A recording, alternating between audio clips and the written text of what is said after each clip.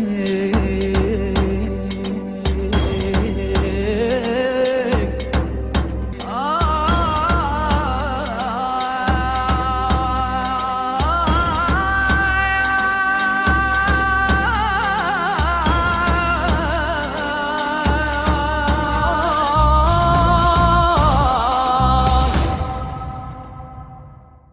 الله الرحمن الرحيم. عظم الله أجورنا وأجوركم بمصابنا بسيدنا ومولانا أمير المؤمنين عليه السلام، وجعلنا الله وإياكم من الطالبين بثأره بين يدي الإمام المنصور المؤيد المهدي من آل محمد. اللهم صل على محمد. الحمد لله رب العالمين، والصلاة والسلام على سيدنا وعظيمنا وحبيب قلوبنا وشفيع نفوسنا أبي القاسم محمد. اللهم صل على محمد وآل محمد وعلى أهل بيته الطيبين الطاهرين وأصحابه الغر الميامين. الحمد لله الذي جعلنا من المتمسكين بولاية سيدي ومولاي علي بن أبي طالب. الحمد لله الذي هدانا لهذا وما كنا لنهتدي لولا أن هدانا الله. أما بعد، يقول الله في كتابه الكريم: بسم الله الرحمن الرحيم: ومنهم من يقول ربنا آتنا في الدنيا حسنة وفي الآخرة حسنة وقنا عذاب النار. Imagine the longest prison sentence ever in the worst of prisons, and still you will not be able to define hell. Imagine a place where all we hear are people wailing around us, people screaming around us, people who are constantly frightened and constantly in a state of grief and remorse. Imagine you're in a place where everything that surrounds you is the most polluted environment of black smoke, where snakes and scorpions surround your every corner. Imagine a place where when you feel hungry or you feel thirsty, the menu on offer is molten copper boiling in your stomach, or a tree that provides you with certain thorns which are poisonous, or having to eat your own excrement or the excrement of those who surround you. Imagine when you want to go out in the heat, that heat is a heat that peels off your skin. Or you want to feel some wind, and all the wind does is cause you blisters. And even when you get a moment where you think there might be some wind, which is a breeze, even that breeze is so cold, that will make you wish for that fire again. Fire enveloping you from every single section, from every single angle possible. Valleys and pits from one angle of one gate of hell to another. And knowing that in many cases, you will have to stay there forever. The discussion concerning hell and concerning eternal punishment is no doubt a difficult discussion. You'll find that this discussion is the one which many may call the elephant in the room. That talk to me about Allah's gardens, talk to me about rivers, talk to me about the drinks that we drink which are soothing, or the breeze that is soothing. Don't talk to me in any lectures which are brimstone and fire. You find that there are certain people who say that the religion of Islam has got too much focus on hellfire. I would say that in these first 22 majalis, this is probably one of a couple of times in which I've gone in the direction of discussing the fire of hell, because there is no way a discussion can be complete without talking about the worst of tyrants and the worst of criminals on this earth and where their abode is. beasts. This world we live in is a world of justice, but also a world of injustice. A world in which there are moments of good and bad. There are moments of right and wrong. And so therefore, there has to be an understanding of what happens to the most evil. Some will say, we don't need to talk about hellfire. Why don't we just talk about Allah being Rahman and Rahim? Yes, of course, we speak about that on the Day of Judgment.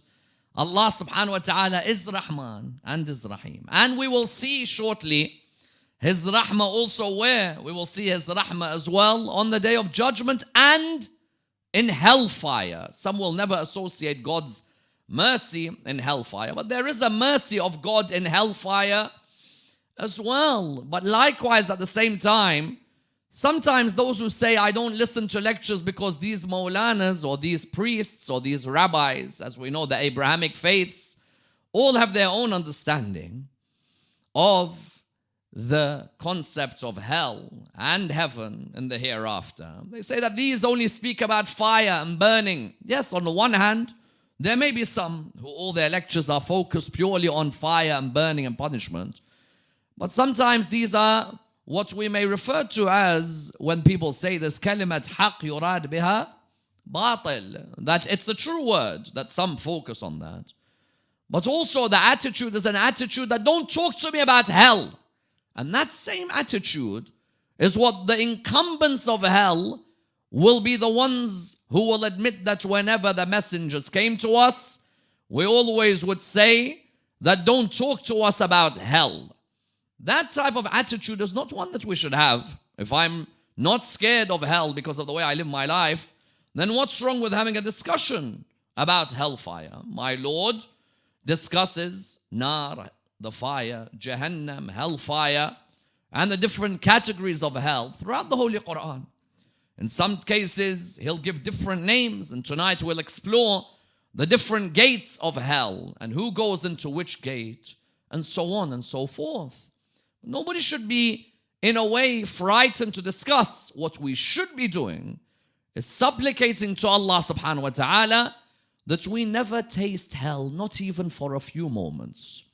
Nabi Isa alayhi salam once said, when your eye commits a sin, it's better for you to pluck out the eye than for both eyes to see the fire of hell. Imagine that a prophet of Allah subhanahu wa ta'ala, like Jesus, son of Mary, says that when your eyes commit the sin, pluck it out. Even that feeling is better than seeing what the fire of hell looks like. All of us in these nights, especially coming to the night of power on the 23rd, according to many, you'll find that when we come to our dua, read this dua that I quoted at the beginning of the lecture. This dua, many of us recite in our salah, but without pondering on its importance. That in Surah Al-Baqarah, Surah 2, verse 201, Allah subhanahu wa ta'ala says, وَمِنْهُمْ مَنْ يَقُولُ, and from amongst them there are those who say, رَبَّنَا آتِنَا فِي الدُّنْيَا حَسَنَةً وَفِي الْآخِرَةِ حَسَنَةً وَقِنَا عَذَابَ النَّارِ. There are those who will recite and say the words, Oh Allah, in this world give us that which is good, and the hereafter give us that which is good, and protect us from the chastisement and the fire of hell. No one should reach that level of arrogance which some of the members of the Jewish community reached in that Medinian period, when they talked about the fact that the fire of hell will not affect us except only for ayyam and ma'dud. Only for a few days it might touch us, the nar. Otherwise, it will not affect us that much. There are some who will actually have this mentality that, look, and then even if I commit sins, if I stay in Jahannam for a bit, so be it. As if this fire of hell is something easy for them to contain, easy for them to react to, easy for them to survive. Rather, I should read this ayah of the Quran all the time in my qunut. رَبَّنَا آتِنَا فِي الدُّنْيَا حَسَنَةً وَفِي الْآخِرَةِ حَسَنَةً وَقِنَا عَذَابَ النَّارِ. Or in my dua, I should always recite, like we do in the dua after Salat al-Maghrib, اللهم إني أسألك موجبات رحمتك وعزائم مغفرتك والنجاة من النار ومن كل بلية. That I should ask Allah subhanahu wa ta'ala that He protects me and that I'm victorious in staying away from the fire of hell and all the trials that surround it. Because whether It is for a short time. مستقرا ولا مقامة. I don't want it for a short time or for a long time. Both times I'm not interested in, because when a person studies hell and what happens in hell, no doubt it is not something he's contained. Tell anyone when they're doing a barbecue, let a little bit of that fire, let it just increase in its power and venom, you'll see them move away. Or if they have some charcoal next to their finger, or some fire touches them, they'll be in pain. Sometimes we may get burnt on our finger, and the pain at that moment is excruciating. It is nothing, will never be anything, compared to the fire of that day of judgment. A soul, which is a soul of the heavens, in this world will meet its natural abode. But a soul that only enjoins evil, and is a soul that wants to spread evil, and is enticed by evil, then hell is a natural course in their development as well. Let's tonight examine the understanding of hell in Islamic thought. And I'd like to do this in the following stages. Number one, those who are sent to hell, were their actions predestined, or did they commit what they committed out of their own free will? Number two, why should God have a hell? For what reason? Someone may have committed a crime, but why give them a prison like the prison of hell? Number three, why eternally should Ibn Muljim be in hell? Why should Yazid be there eternally? Why should others be there eternally when they didn't live longer than 50, 60 years on this earth? Why should they have a level where it's Khalid fiha, that person reaches a level where they are in that hell for the longest period, if not eternally? Number four, is it eternal? Or is it a case that some may be purified in hell and may leave hell eventually? Further than that, what are the gates of hell? And what does each gate represent? What are the valleys of hell? And what do they represent? Next, and of the utmost importance, when it comes to certain personalities in history, will wives, for example, of a prophet enter hell or not? Will, for example, companions of a prophet enter hell? Will, for example, family members of a prophet enter hell? All of these, are they entitled to go to heaven because of their relation or because of the way they lived? And then finally, after that, how important is it that there are certain categories we look after in this world? For when we look after them in this world, they could be what differentiates our position in heaven or what differentiates our position in hell. Especially the orphans and the poor and the needy, that on this day we find that Imam Ali alayhi salam's burial, how important was he to the orphan, to the poor, and to the needy in the land of Kufa and the Islamic Empire as a whole. Let's examine this and dissect the topic in complete depth. When we say that someone's going to hell, was their actions that they committed through their own free will, or was it actions that they had no choice in? As in, when we say were these actions in their own free will, there are some who believe that we have no free will. All our actions are predestined by God. That means that whatever we act, God made us do it. If that's the case, then a tyrant on the day of judgment can easily turn around and say to God, why are you putting me in hell when you made me do this? Because there are some who believe that every act that we perform, because Allah is all knowledgeable, we have therefore an action which Allah is completely in control of. Therefore, when I do something, it is Allah that made me do it. Because if you say that Allah is all knowledgeable, that means He knew I was going to do this. That means I'm going to act out something which Allah has planned anyway. They add to this by saying that in the Quran, God says, I guide who I want to guide, and I misguide who I want to misguide. That means God picks and chooses. If He sees a group He likes, He guides them. And if He sees another group that He doesn't like, He misguides them. Therefore, when we say, for example, that someone like Pharaoh is in hell, if we say that Pharaoh had no choice in his amal, difference between his af'al and his a'mal. Af'al are those acts you perform consciously and one performs, for example, subconsciously. A person's amal are those you perform consciously, in the sense that this is your own free will. Pharaoh can turn around on the day of judgment if we say that God predestined all of Pharaoh's acts and God made him the way he was oppressive. He could turn around and say, then why are you putting me in hell when you're the one who made me do bad? Correct? Likewise, Shaitan can bring this excuse that, look, I did not act in any way. It was God who made me a bad person. On the contrary, we believe that Allah subhanahu wa ta'ala, His knowledge of what we're going to act does not in any way affect our actions. Firstly, two different dimensions. Secondly, my Lord is the Lord who creates free will and He creates the human being. And if He wants to, He can allow that human being to have that free will. All are His creations. And He can therefore create a human being, giving that human being free will to act in the world that they acted. When a person like Pharaoh, for example, lived his life, Pharaoh was not a robot on the earth. Pharaoh, all his acts were his own choice. No one forced Pharaoh. You see, in Islamic law, if you're forced to compelled to commit a sin, then you cannot be punished for it. In the Quran, Allah subhanahu wa ta'ala mentions on numerous occasions that there are those who, for example, may have committed adultery, let's say. The person comes to the second Khalifa and says that I've committed adultery, I have to be punished.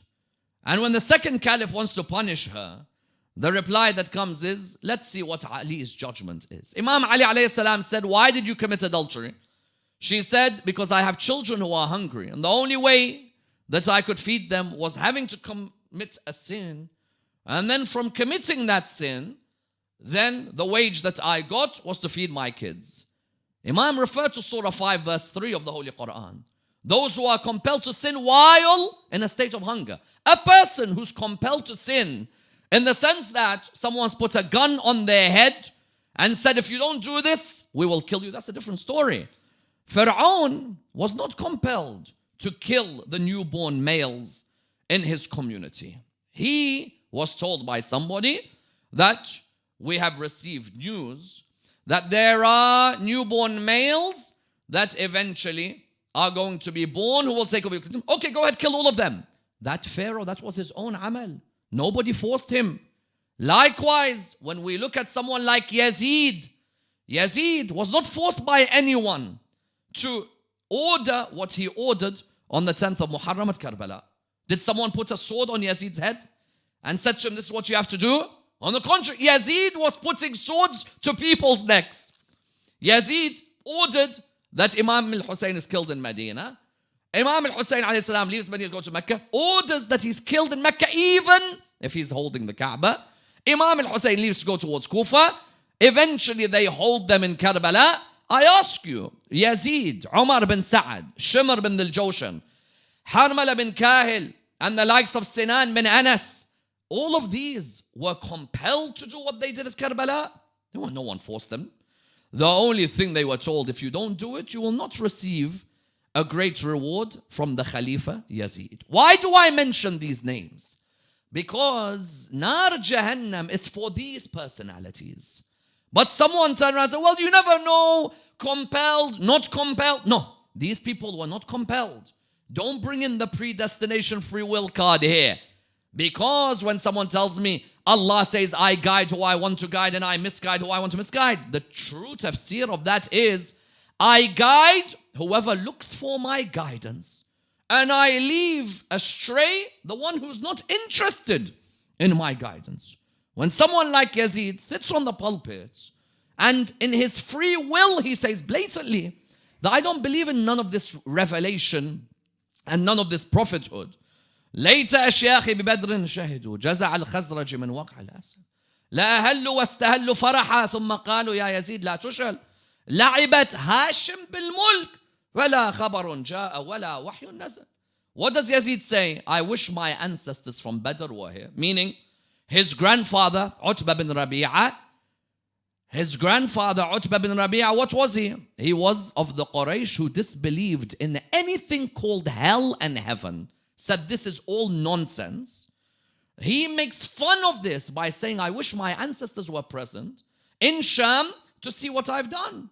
When Yazid then says, Bani Hashim, they played with mulk. He calls it mulk, not nubuwah, not risala, not hidayah. He says, this is mulk. La khabarun ja'a wala wahyun. There is no news, no revelation. This whole thing, Jibreel and all of this is all nonsense. That Yazid, therefore, this was all in his own free will. When he orders Imam al-Hussein to be killed, it's his free will. When he orders Shimr is not being forced by anyone to do anything. When Imam al-Hussein alayhi salam was asking for water, Shimr could have easily gone and given. No, he blocks the water. That's his own free will. When someone therefore turns around and says that these people, they shouldn't be put into hell, they were compelled, not at all. Each one of them and each one of us has a combination of life where some things are predestined and some things we have free will.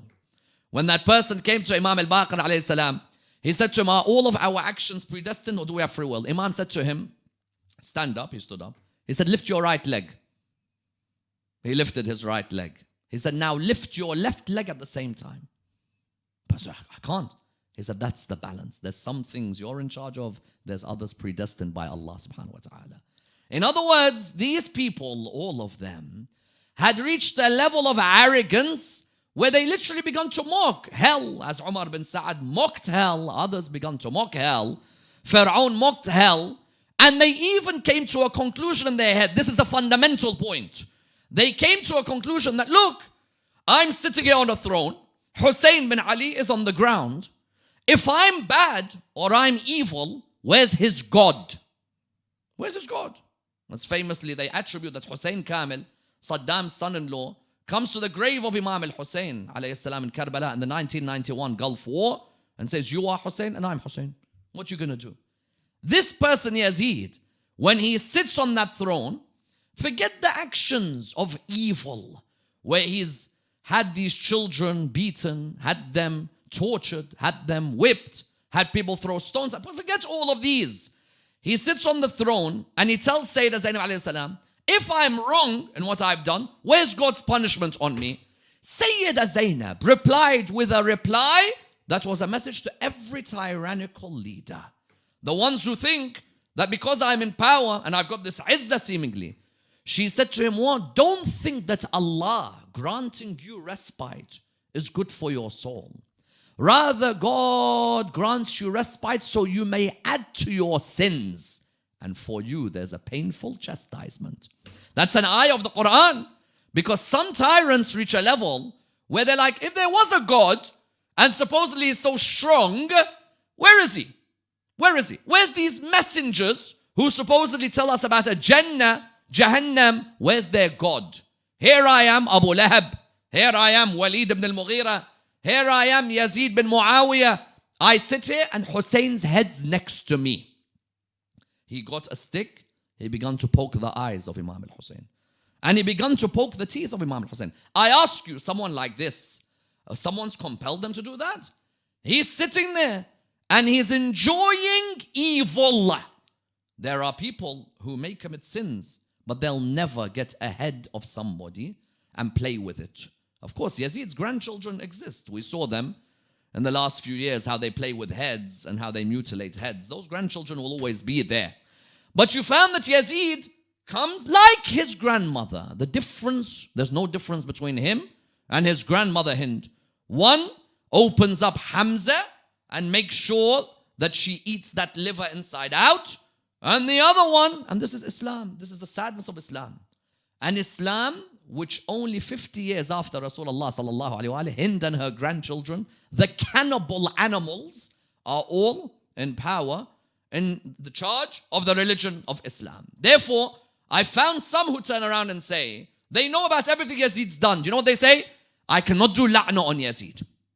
I cannot do la'na on Ibn Muljim. We have people in our community, when we came to the A'mal, Allahumma la'an qatalata Amir al-Mu'mineen, Allahumma la'an Yazid bin Muawiyah and Ziyad Ashura. You have people say, I cannot do it. I cannot do it. Say, why? You believe they're evil? Yes, they're evil. But why don't you do it? One say, I don't do la'na. Another, what do they say? Baba, la'na is a dua asking Allah to withdraw His rahmah from an individual because of the lack of rahmah of that individual. They said, no, I don't do la'na on Yazid. I don't do la'na on Ibn Muljim. Why? Say because I stay away from la'na. Or they say, you never know. Allah is so merciful. Listen to this line. This is a classic. Allah subhanahu wa ta'ala is so merciful that Allah subhanahu wa ta'ala may forgive. Because Allah loves His creation. And so even Yazid may get some rahmah. Wallah, I've heard some nonsense in my time. This is up there in the nonsense league. I must make a chapter of my biography, inshallah, where I put this in the nonsense league chapters. Firstly, they say Allah loves all His creation. Who said Allah loves all His creation? Allah subhanahu wa ta'ala in the Quran, many verses would say, La yuhibbu. He doesn't like the zalimeen. He doesn't like the liars. He doesn't like the munafiqs. So how could you say Allah loves all His creation? Allah subhanahu wa ta'ala creates you. If you go in His path, full of love. Even if you don't go in the path, He still loves. But if you start going towards oppression and you become the embodiment of evil, then how about those ayahs? And Allah la yuhibbu. Why do you forget them? You can mention to me ayat about those Allah loves, like the tawabin. How about those in Allah la yuhibbu? But that's the problem when you have people start talking about religion and their Quran, they're not strong in. If in the Quran, you're not able to talk about these verses and bring a balance, then you deceive and deviate. Allah loves all of us. Allah loves all His creation. Allah loves everybody. Yes, until they begin to torment, unjustly treat, oppress, then you come out of that fold of love. And when you are arrogant, as she said to Yazid, let not those who disbelieve think that our granting them respite is good for their souls. Then she said, evil will be the end for those who committed evil, because they rejected our communications and mocked them. And that's why, in the second level, those who say, I don't want to do la'na on Ibn Muljim, I don't do la'na on Yazid. Why? They say Allah may forgive them. What does the poet say? They tell me that don't do la'na on Yazid, for Allah may forgive him. Therefore I do double the la'na. For if Allah is willing to forgive Yazid for killing Imam al-Hussein, He'll forgive me for doing la'na on Yazid. Simple. If Allah subhanahu wa ta'ala, His justice system is that He forgives Yazid for the atrocities of the 10th of Muharram, then our justice system in Islam is all over the place. That's why there is a current of theological beliefs that says if Allah decides to put Yazid in Jannah, we cannot question. What do you mean we can't? Innately, Allah has given us a certain amount of a moral understanding. فَأَلْهَمَهَا فُجُورَهَا وَتَقْوَاهَا إِنَّا هَدَيْنَاهُ السَّبِيلَ مَا شَاكِرًا وَإِمَّا كَفُورًا. Therefore, those who came and said, I don't do la'na because Allah might, I'll do double the la'na. Wallah, not double, triple. Why? Because if Allah is willing to forgive Yazid for what he did at Karbala, He'll forgive my small la'na that comes out of my mouth. Someone says, okay, Sayyidina, wait. You said that these people go to hell. Why, Sayyidina? Why is there such a torment in Islam? Why is Islam so harsh? Why do you guys have a hell? I ask you a question. That you who say, why does Islam have a hell, a prison of hell, correct? You ask me this. I ask you, do you have prisons in the country where you live in now? Do you agree with those prisons? Every country in the world will have prisons. Why are there prisons? Why don't we let every pedophile in the street? Why don't we let every defrauder in the street? Why don't we let every rapist in the street? Let them all out. Why have they put a prison here? They put this Wormwood Scrubs, they put Belmarsh, they put all of these. Why? Why waste taxpayers' money? Let all the rapists out. Let all the pedophiles out. Let all the child molesters out. Let all of those who destroyed people's lives, these bombers who destroyed people's lives out. Let all of those who hurt people, stole from them corruptly, let them all out. Let them all out. Why not have a London with no prisons? Everybody who has committed a sin, everybody who has raped, every pedophile, let them all out on the streets. Say, no.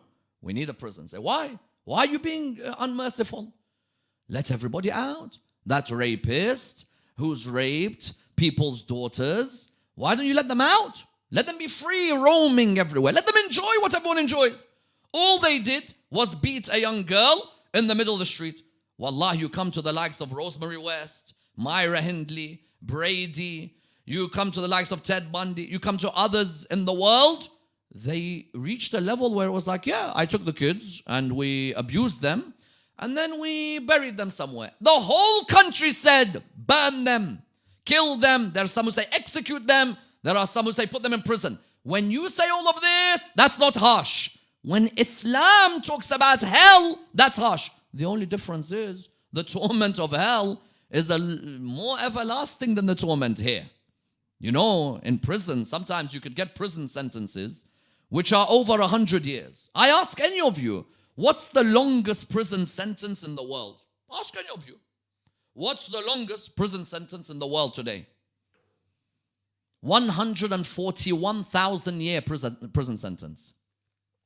Chamoy Tepiaso from Thailand was sentenced in 1989 for 141,000 year prison sentence. 141,000 years. When we talk about hell and we say Khalidina fiha, for example, or Dar al-Khuld, or Adab al-Khuld, people say, bro, what are you talking about? We only lived there for 50 years. Allah subhanahu wa ta'ala is giving an eternal punishment. Chamoy Tepiaso from Thailand, 141,000 year prison sentence. Google it. Go to Ayatollah Google or Ayatollah Wikipedia. Go to them. Sit down and see what does it say. 141,000 year prison sentence because she defrauded so many. Subhanallah, when you come to Jahannam, look at the position of who? Of the defrauders, the mutaffifin. Look at their position. When this person gets 141,000 year prison sentence, someone's like, bro, we're only going to live here 40 years. Not that. Is that had you let her live forever, she would have continued with that arrogance forever. Shaitan. Do you know Satan, how many times he's been offered the chance for forgiveness? Iblis. When Prophet Jesus alayhi salam said to him, Iblis, why don't you ask your Lord for forgiveness? I'll take the message. You know what Iblis said? Let him ask me for forgiveness first, then I'll think of asking Allah for forgiveness. That person, there's no change. As much as you want, some prisons have a brilliant rehabilitation program. That's why hell in Islam is also a rehab program. That there are some who don't stay in hell forever. Let's make this very clear. What do I mean? You'll find that in Islam, there are different types of inhabitants of hell. Like in this world, someone who may have stolen from a grocery store is not the same as the one who has raped innocent 3-4-year-old girls, or abused 6-7-year-old children, or murdered and so on. There's difference in the levels of hell, and difference according to what has been committed. You find that Abu Sa'id al-Khudri and his famous companion of the Prophet, peace be upon him, his family, and a revered companion, was asked by somebody that Rasulullah sallallahu alaihi wasallam said that there are some who will come out of hell, but we read Khalidina fiha, that they'll be there eternally. But Abu Sa'id replied wonderfully. He said, look, on the day of judgment, there are those who go to Jannah with no accounting. Those are the prophets, the imams of Al-Muhammad sallallahu alaihi wasallam. Then there are those who have accounting, but their good deeds are above their bad, they go. Then there are those whose good deeds and bad are equal. Shafa'ah may come into place, intercession. Then there are those who are taken to hell, but they are purified of their arrogance in hell. You know how in rehabilitation in prison, there are people, you watch the film Shawshank Redemption, people change. There are people whose souls grow, people who can develop in hell. The rahmah of Allah in hell, on the one hand, is that He separates the khabith and the tayyib. Khabith goes to where they deserve, and the tayyib goes to where they deserve. That's a mercy, because I don't want to be next to those khubatha like Ibn Muljim and the rest of that rubbish that was around in that early period. The Khawarij everywhere causing hell for people like they caused in the last 10-20 years. Likewise, at the same time, a rahmah from Allah subhanahu wa ta'ala is that even in hell, one can find His mercy. How? There are those who uttered La ilaha illallah in this world. They may have done an atom's weight of good because of that atom's weight of good, and they hadn't reached a level where their a'mal, habatat a'maluhum, where their deeds were nullified because of a moment of rudeness or disobedience or even murder. Allah subhanahu wa ta'ala purifies them.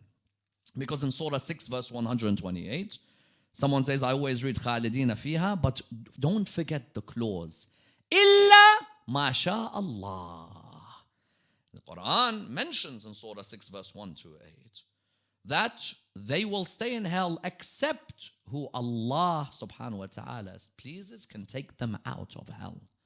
That of course doesn't mean we become arrogant like the community was when they say, yeah man ma'dood, it's only a few years, I'll stay in hell. Because those few years could be amongst the hardest. And that description of hell, when you look at it, believe you me, it's not somewhere I ever want to even imagine. Forget go. You know, sometimes there's things you don't even want to think about. People say, my worst nightmare is knowing that I'm in a place where we're all screaming 24/7, wailing, where when I ask for some help, I don't get it, where I'm grieving, where I'm eating my excrement, my feces and the feces of those around me. Forgive me, I know there's half an hour or 45 minutes left till iftar, and I don't want to ruin anything for anyone. Or maybe I might get a treat, a nice treat. What's my treat? Thorns which are poisonous. MashaAllah, what a treat. And I look around, it's all black smoke and hell. And not just hell, every single time I think I've died, I'm still alive. Because you know, sometimes you're just like, you know what, just kill me, get rid of me. As they're being taken to hell, you'll have people who'll say that, you know what, I'd rather just be killed. Do you know what happens in hell? You think that you're going to die? No, we're going to bring you back. Your position in that world was so evil, we're going to bring you back. And the ayah in the Quran makes it clear. How many times in the Quran do you find Allah subhanahu wa ta'ala making it clear that look what will happen to them? If you see, for example, Surah Ibrahim, Allah subhanahu wa ta'ala makes it clear, مِن وَرَائِهِ جَهَنَّمُ وَيُسْقَى مِن مَاءٍ صَدِيدٍ. That fostering water is going to be so difficult when we go towards Jahannam. يَتَجَرَّعُهُ وَلَا يَكَادُ يُسِيغُهُ وَيَأْتِيهِ الْمَوْتُ مِن كُلِّ مَكَانٍ وَمَا هُوَ بِمَيِّتٍ وَمِن وَرَائِهِ عَذَابٌ غَلِيظٌ. Death comes to us from every angle. We're not even dead, but it keeps approaching us. And it's difficult for us because even that drink that you're trying to drink, you've got curtains of hell everywhere. As you see, for example, where? Look at the lines, for example, in Surah Al-Kahf, those lines, إِنَّا أَعْتَدْنَا لِلظَّالِمِينَ نَارًا أَحَاطَ بِهِمْ سُرَادِقُهَا وَإِن يَسْتَغِيثُوا يُغَاثُ بِمَاءٍ كَالْمُهْلِ يَشْوِي الْوُجُوهِ. Imagine that water which literally yashwi al-wujuh. When a person says you want to do a barbecue, say shawi, yashwi, tishwi. This one saying that the water there, yashwi al-wujuh, bi'sa al-sharabu wa sa'at murtafaqa. Therefore you find that hell's not something you could just say, yeah, I'll do a few sins if I have to go hell. No. On the contrary. 7 gates of hell. There's 19 angels guarding. And those 19 angels look at us. And you know when we come towards hell, inshallah, I don't mean we, but I mean generally, the discussion on hell, those angels will be baffled. You know why? Heaven's gates are always open because they look forward to welcoming. Hell's closed. Gates of hell closed because they're baffled. That when we come towards hell, the Quran, what does it say? It says they look at us, they hold on a minute. Didn't any prophets come to you guys? You can't be that stupid to have denied what they said.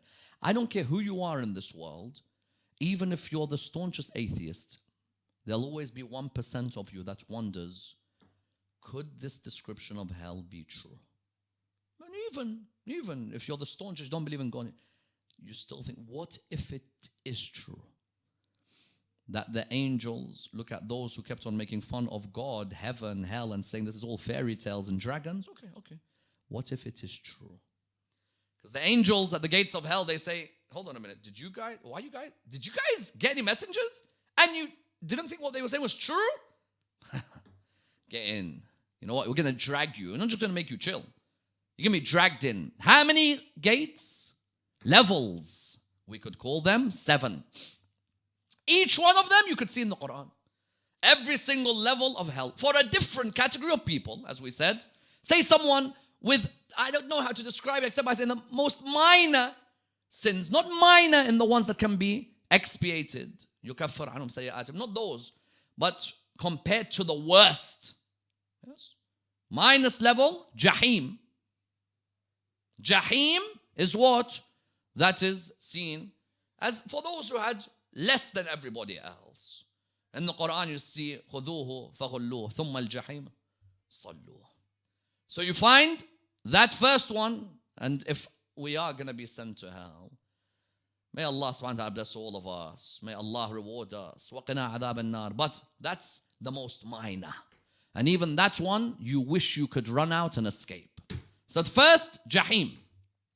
After Jahim, Lada. The munajat of Imam Ali alayhi salam, all of us recite these lines. إِنَّهَا لَظَى نَزَّاعَةً لِلشَّوَى.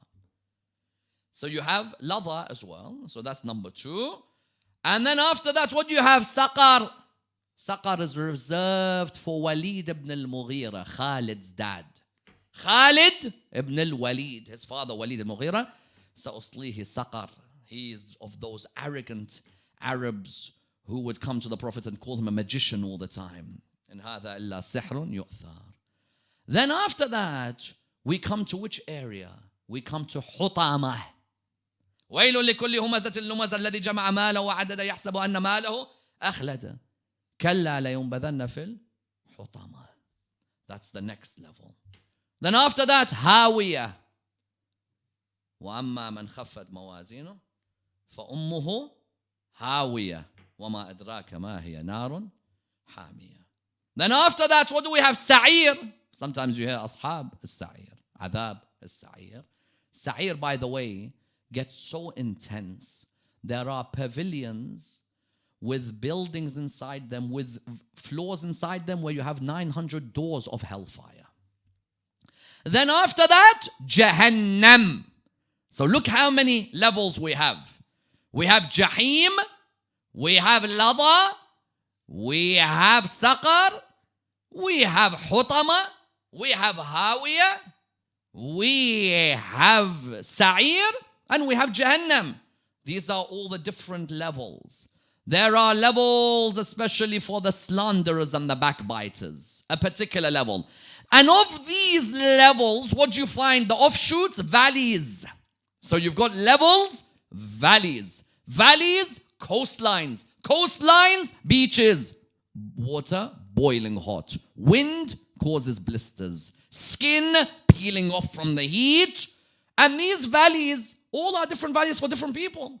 You may have, for example, Habhab as a valley for the tyrannical, the worst tyrants, your pharaohs, your satans.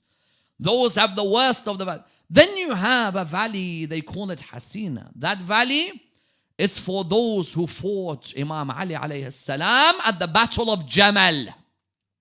Separate the Nakithun. As you know, you have the Mariqun, and you have the Qasitun, and you have the Nakithun. Qasitun, those of Siffin. And the Mariqun were those of Nahrawan. Nakithun, those of Jamal, who fought Imam Ali alayhi salam. Knowing not only is he the Imam of Allah on earth, he's the Khalifa. Previously, if you fought the Khalifa, they called you apostates. Except on that day, everyone's a Muslim and everyone loves each other. So what you have in these different levels, the Quran mentions the amount of torture that they go through. What's their emotions between each other? Number 1, obviously grief. Number 2, remorse for what they've done. Number 3, you will not believe it, they're still fighting each other in Jahannam. Because they used to love fighting here. They used to love animosity and hatred and disunity. In hell, likewise, they're still fighting each other. When we welcome each other to a place, what do we say? Marhaba. Some will say salam, salam. Some will say hello, hello. Some will say marhaba, marhaba. There they'll say la marhaba bihim, la marhaba bikum. Get out of my way. Why are you coaching in my area? Why are you chilling in my area? This is my area. And they actually start fighting each other. La marhaba bihim, la marhaba bikum. Don't come near us. We hate you. And they're still fighting amongst each other. And if they could, they would kill each other, but they know that there's going to be more punishment, more fire enveloping them. Some of those pits, you got valleys, gates, levels, pits, some of them 70 years it takes for you to drop into them. Some say 40 years until you finally land. You've seen sometimes people go skydiving and they're all the way up there and they eventually land. But imagine a 70-year drop and a torment that doesn't end. Someone asked the question that when I'm a Muslim, I can never go to hell. Why not? In Islam, it's not about what you confess, it's about your a'mal. Bottom line. And you find, therefore, that when you come to hellfire, what do you see? On one level, you see that someone asks, can ladies who are married to a prophet of Allah end up in hell? Interesting question. Say someone is married to a prophet of God, peace be upon him. Then can they end up in hell? The Quran says, of course. So what if you're married to a prophet? You have your grave, he has his grave. He has to worry about his people and guiding them. And you have to worry about guiding yourself. In the Quran, in Surah 66, go to verses 11 and you'll see clearly. When Allah subhanahu wa ta'ala mentions from verse 10 to 12, there is this description that is there about the best ladies. Maryam is the best, Asiya is the best. And then you have wives of prophets who go to hell. No one can say because someone is a wife of a prophet, she doesn't go to hell. She can end up in hell, not just in hell, double the punishment. The wife of Nuh and the wife of Lut. Both of these were married to prophets. They will burn in hell. Why? Because they fought the prophet of their time. They went against the prophet of their time. They backstabbed the prophet of their time. That khiyana of backstabbing and helping people fight that prophet or hurting that prophet and the family of that prophet. So those people, wives of prophets, they can go to hell and burn and burn and burn. Secondly, someone says, can prophets' family members go to hell? Yes. Nabi Nuh's son burns in hell. Nabi Adam's son burns in hell. They're both prophets, but their sons end up dying, going to hell. Yes. Someone says, can, for example, the Holy Prophet, peace be upon his family, in his descendants, can you have somebody who may be the son of an imam burning in hell? Yes, you can. Imam Ali, for example, alayhi salam, they say that Imam Ali had a son by the name of Umar. And that son by the name of Umar, he had two sons by the name of Umar. One of them did not help Imam al-Hussein alayhi salam, wasn't even interested in being alongside Abu Abdullah. That person, just because he's the son of an imam, that person doesn't mean that he goes to heaven automatically. You have people from Imam al-Hassan's great-grandchildren, the Hassanis, who were willing to stab the imams of their time, the imams of Al-Muhammad salawatullah wa salamu alayhima. Likewise, can someone who's a companion of a prophet of Allah subhanahu wa ta'ala, can they be of those who end up in hell? You can have a family member like Qarun, cousin of Musa. You can have scholars who knew Nabi Isa and they were companions of his but ended up backstabbing him. Likewise, the Holy Prophet, peace be upon his family. There are those who are amongst his companions who will end up burning in hell. An example, for example, Al-Jad bin Qais. Al-Jad bin Qais, of those who was at the Bay'ah of Ridwan, but ends up being of the hypocrites. But he pledged on the day of Ridwan, but he ends up being of the hypocrites. Pledge on the day of Ridwan was on the basis that you continued that pledge till the day you died.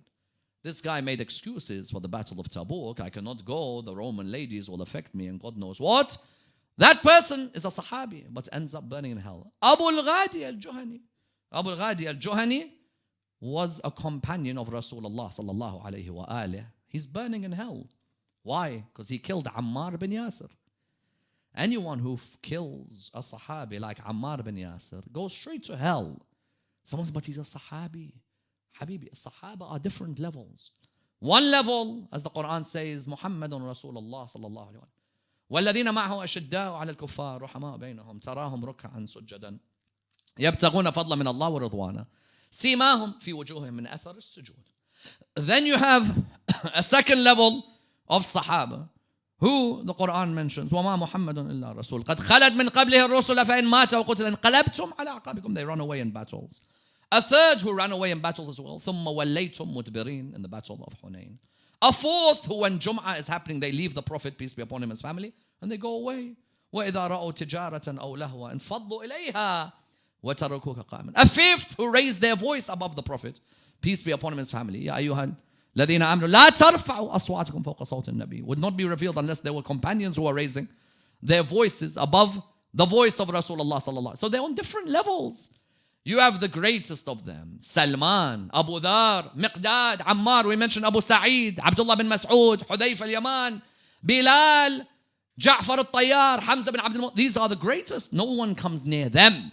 Then you have those who were balanced individuals, who tried to give everything back towards the religion. Then you have those who ended up after Rasulullah sallallahu alayhi wa died, fighting, angering, hurting his family.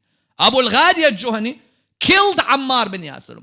31 companions narrate that Ammar will be killed by a group of infidels. Fi'a baghiya.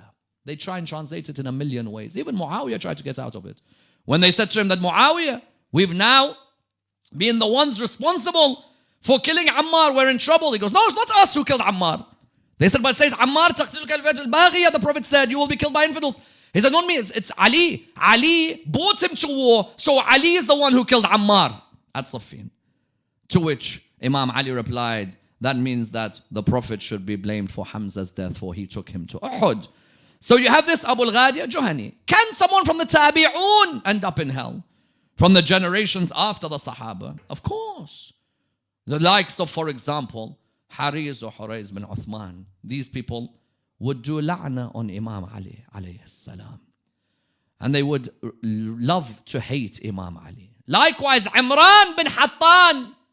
It doesn't matter if someone says, but I've seen a hadith from Hariz bin Uthman, or from Imran bin Hattam, or from Salam ibn al-Kawa. Someone says, I've seen a hadith from all of these. Does not matter. While they had that animosity for Imam Ali alayhi salam, then hell awaits them and they're at the bottom. Imran bin Hattan praised Ibn Muljim. We said that the strike of Ibn Muljim is a strike of someone who is a shaqi. قتل أتقى الأتقياء قتله أشقى الأشقياء. Imran bin Hattan said, no, the strike of Ibn Muljim is a strike of a taqi, a pious person. Someone says, but brother, the Sahaba and the Tabi'un and the Tabi'un, there's good amongst them. And then there are those who fought Imam Ali alayhi salam. Hell awaits them. Jahannam wa bi'sal masir. Because truly there are certain actions which now we perform them, they will become clear for us. As the Quran says, إِنَّ الَّذِينَ يَأْكُلُونَ أَمْوَالَ الْيَتَامَى إِنَّمَا يَأْكُلُونَ فِي بُطُونِهِمْ نَارًا. If we eat the money of orphans, we'll be eating fire. Fire on that day of judgment. Likewise, if we're not careful with our families, we become the stones and the fuel for the day of judgment. Therefore, from now, let's reassess our actions. Those amongst us who are orphans, let's look after them. The poor, let's look after them. The needy, let's look after them. Because believe you me, they are the ones who will ensure that your soul remains heavenly and not a soul of the people of hell. None of us is guaranteed, but we can only pray to Allah subhanahu wa ta'ala that He saves us from the fire of hell. On a night like this, you find that Imam Ali alayhi salam had to be buried. And as you know, he was buried where? In Najaf. Distance between Kufa and Najaf by bus is like 20 minutes sometimes, because Imam had made clear in his will that when you bury me, that you will have unseen forces. And these unseen forces are the ones who will aid you and help you in the carrying of the janazah. What are these unseen forces? Malaika. These are malaika who helped Imam al-Hasan, Imam al-Hussein. And he had said to them, there is a grave which is already dug for me by Nabi Nuh alayhi salam. They went, they took their father. May Allah bless all of you on a night like this. The night on that day, the day of the 21st of the holy month of Ramadan. They went, they buried the Amir, they buried him in the ground. The saddest of all sadnesses is we didn't find out where his grave was for maybe over 90 years after he was killed. Because the Khawarij wanted to take his body out. And because there was a hate against him, the Ahlul Bayt had to protect him. He was buried secretly like his wife Fatima alayhi salam. They lowered a man into the earth, which the earth was honored to have him laid within her. Truly the land of Najaf is honored that Amir al-Mu'mineen, Nabi Adam, Nabi Nuh are all buried in that holy land. But when they returned, something broke their heart. What was it? They had buried their father. They were on their way back to the house to go and console the granddaughters of Rasulullah sallallahu alayhi wa alihi. On their way back towards the house, they saw a man who was sitting on the streets of Kufa. The orphans of Kufa, the poor of Kufa, the blind of Kufa, all of them used to love Amir al-Mu'mineen alayhi salam. They saw a man who was pleading for someone to give him something. When Imam al-Hassan and Imam al-Hussein came and sat by him, they said to him, oh man, what is it that you plead for? He said to them, it's not that I want to trouble any of you, but every night in the holy month of Ramadan, there'd be a man who'd come and feed me in the middle of the night. Every night, Amir al-Mu'mineen would come and feed this man, a feeding which nobody would ever know about. He'd come to the man in the middle of the night and he'd come and feed him. This man said, every night the man used to feed me, but for 3 nights, the man's not come to feed me. Do you know that man? Can you tell that man to come back and give me something, I beg of you? The tears rolling from the eyes of Imam al-Hassan and Imam al-Hussein, of Muhammad ibn al-Hanafi and Abu al-Fadl on this night. They began to cry as if this man had just read a majlis aza for Amir al-Mu'mineen alayhi salam. They said to him, oh man, that was our father Ali ibn Abi Talib.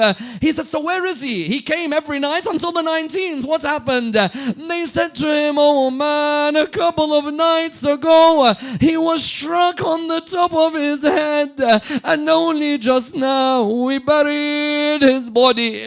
All of the yatama and all the masakeen of Kufa gathered, and they began to cry at that moment. All of us ask Allah subhanahu wa ta'ala, Ya Allah, save us from the fire of the day of judgment. Save us from Jahannam, Ya Allah. Save us from that hellfire. Because we know that it's not a nice feeling for us to come even near fire. Nobody wants to be near any fire in their life. In the Quran you read about Ashab al-Ukhdud and you think that what fire did those people go through in Surah Al-Buruj. But one night the concept of fire affected Imam al-Sadiq alayhi salam. The Abbasids tried to burn the house of Imam al-Sadiq one night. When they tried to burn his house, Imam went one way and the other. He gathered all of his daughters, all the children. He was helped by somebody. They were able to remove the fire. A couple of nights later, the companions of the Imam started to come to visit him. When they started to come to visit him one by one, they saw the Imam grieving. When they saw him grieving, they said, Mawla, you're an Imam of Ahlul Bayt, salawatullah wa salamu alayhima. We expect you to be the beacons of patience. Why do you cry in this way? The Imam's reply breaks our heart, but it reminds us of the ladies of the 21st of Ramadan tonight. He said to them, it's not that I cry because I lack patience.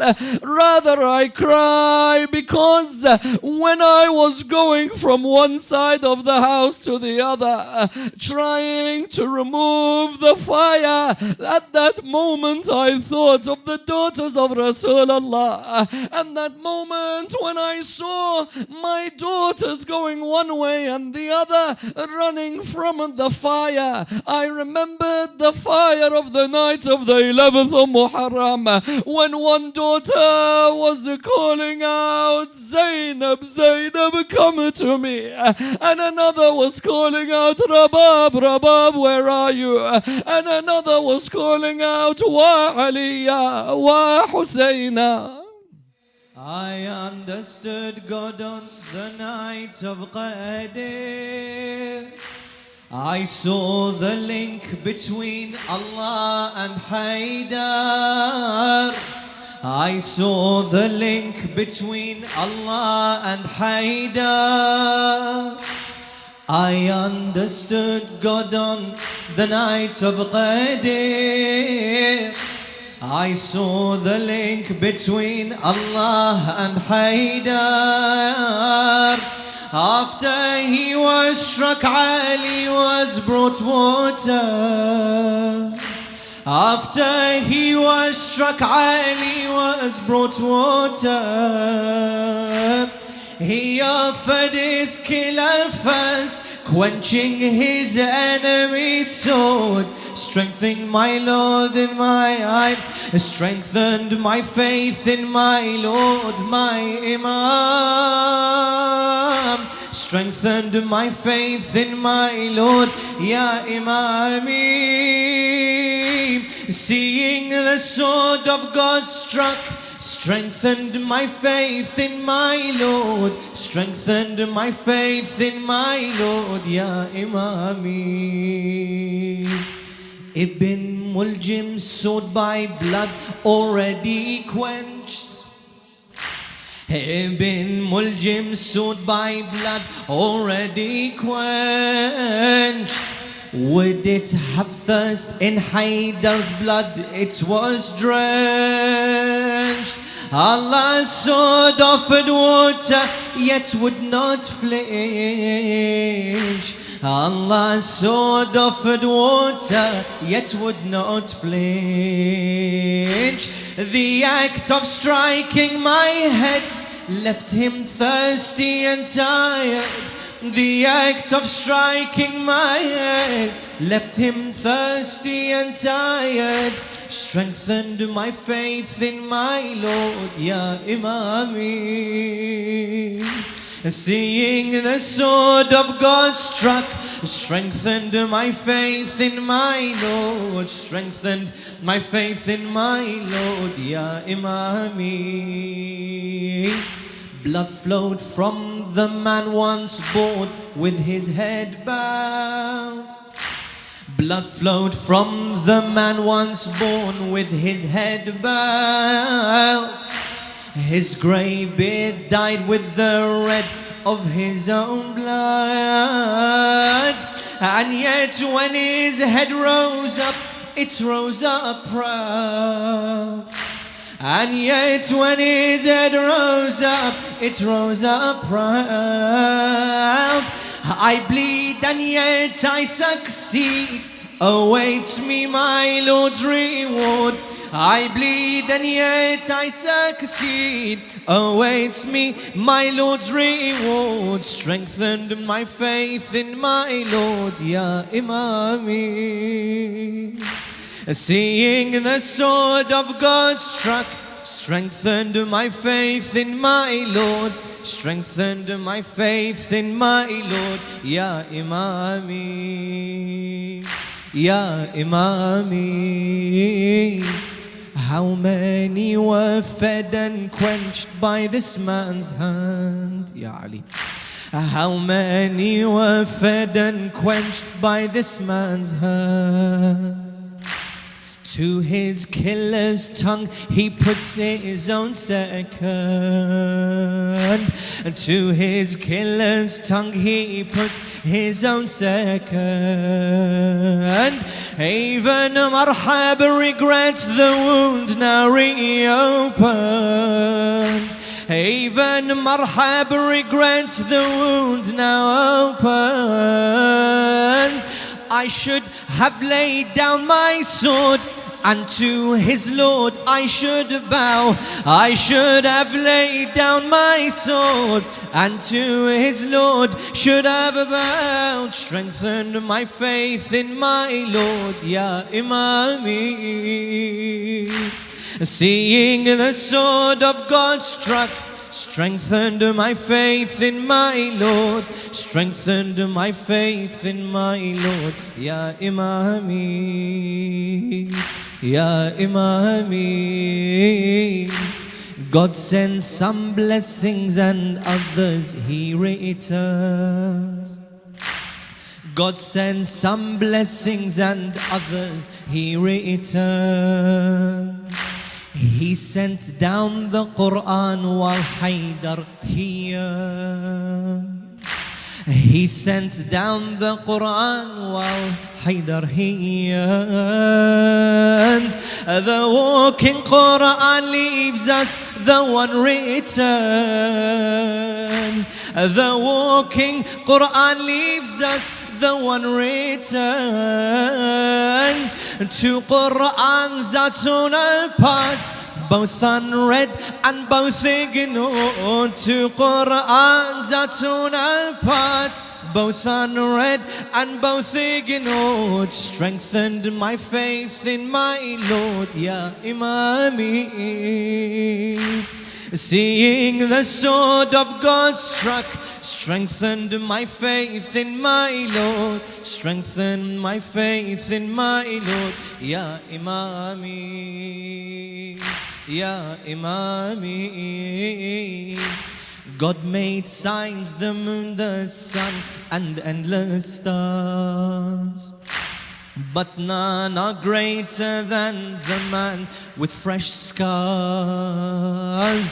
But none are greater than the man with fresh stars. Handing his own killer water in a glass.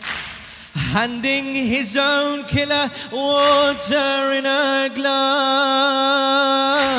I need not the galaxies of one God, I am assured. I need not the galaxies of one God, I am assured. Strengthened my faith in my Lord, Ya Imami. Seeing the sword of God struck strengthened my faith in my Lord, strengthened my faith in my Lord. Ya Imami, Ya Imami. With this strike I saw the skies into two tear. With this strike I saw the skies into two tear. Orphans crying, who will feed us now? I'd hear. Orphans crying, who will feed us now? I'd hear. And I'd see Zainab wailing in a despair. And I'd see Zainab wailing in a despair. Karbala calls out our names and we'll embrace it often. Karbala calls out our names and we'll embrace it often. Strengthen my faith in my Lord, Ya Imami. Seeing the sword of God struck strengthened my faith in my Lord, strengthened my faith in my Lord, Ya Imami. Assalamu alayka, Ya Aba Abdullah.